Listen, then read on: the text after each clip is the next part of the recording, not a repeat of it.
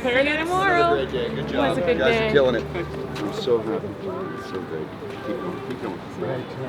See you guys.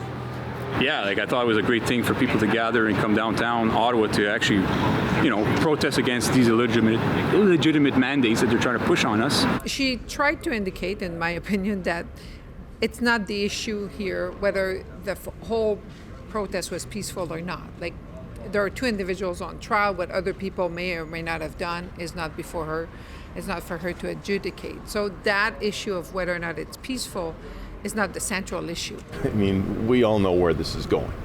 This is going to be the, oh, woe is me, look what happened to me, how my life was impacted. Justice Perkins-Vey is an excellent justice. She's very cautious. She's very engaged. You could tell how she interacted with the lawyers. If she doesn't understand a point of argument that lawyers are trying to make, she stops them, asks them to explain it.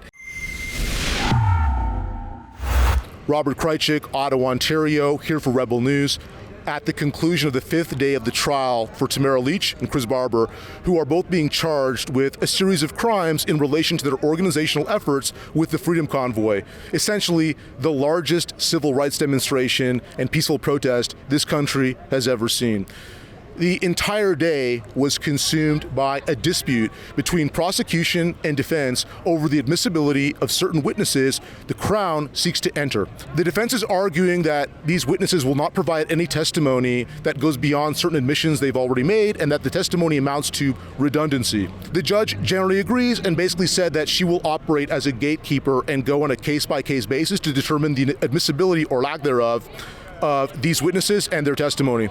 Lastly, the judge herself said that her adjudication of the charges against Lich and Barber will be independent of her determination over whether or not the Freedom Convoy was, as the prosecution described, something that was not peaceful. These things will unfold as the days go on. Please stay up to date with our reports at tamaratrial.com. And for those that are able and willing to assist Tamara Lich offset her legal costs, please go to helptamara.com. Also, we were fortunate enough to have some words with Diane Magus, who is the defense counsel for Chris Barber. We'll show you her remarks right now. We've also had a chance to speak with some attendees and gather their observations, their thoughts of the Freedom Convoy and the trial more broadly. And how do those admissions render the testimony that you would expect to hear from these witnesses to be redundant or irrelevant or just otherwise inadmissible into the court? So I can't go too much into that because that's the argument that was made today, and that's Your Honor's going to decide that issue. But to give you a bit of a layman's explanation is that some of the admission that are made by defense counsel is that certain individuals in Ottawa were interfered with in their property or in their persons, but our clients, our respective clients, are charged with counseling that, which brings another layer of an argument to be made, or a what we call an essential element of the offense for the Crown to prove, which is not admitted. And then there's also the aiding and abetting, which also has other components that have to be proven that are not admitted. So the part that are being admitted is just one part of many other several essential elements. So we're saying that part is sufficient so that the residential witnesses don't need to be called. The Crown obviously is saying that's not our position, and the judge will have to decide that part.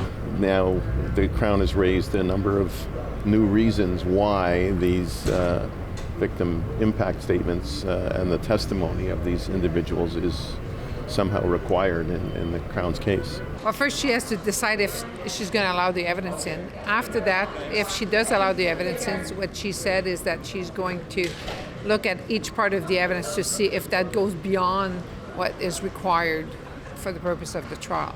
There were individuals that interfered with the enjoyment of property of the residents of downtown Ottawa, as well as some of the businesses that are located here.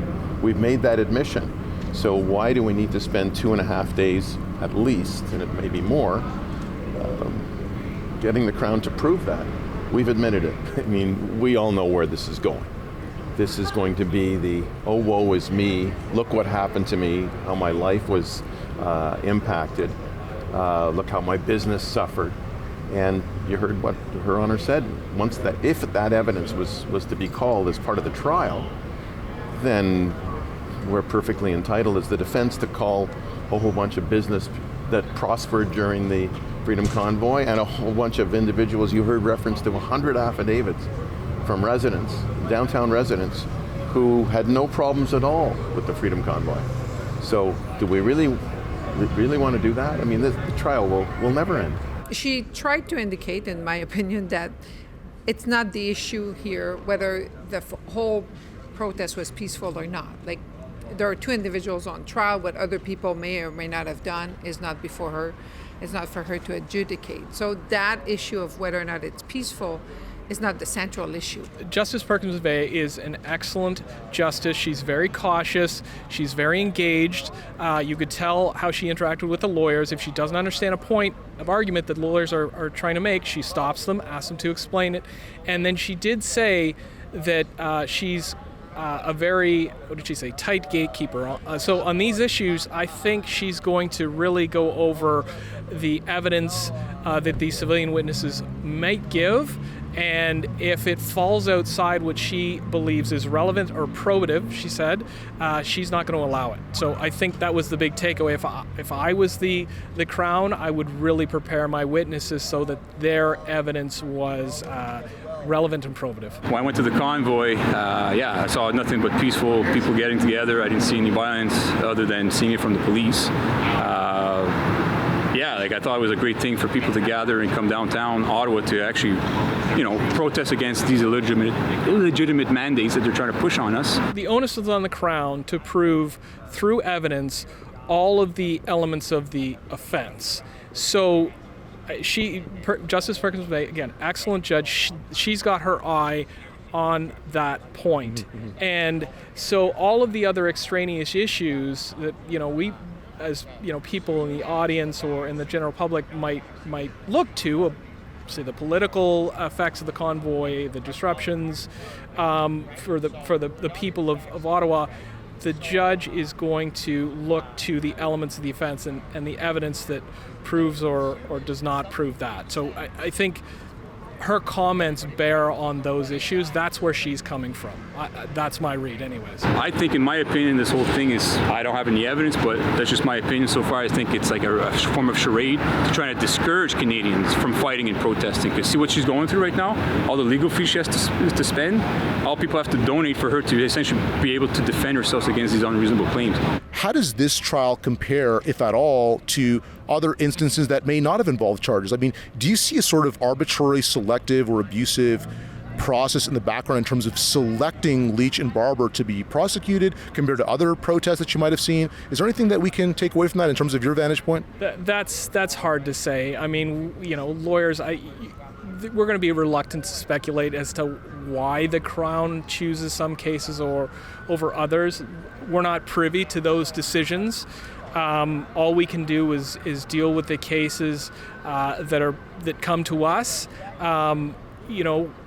We've dealt with a lot of convoy cases, and it's hard to say why some are brought and some are stayed. I just don't know. I can't answer that. For those of you that appreciate our on-the-ground reporting, our coverage, please support us. Help us fund our operational costs because we can't do this for free. Please visit tamaratrial.com.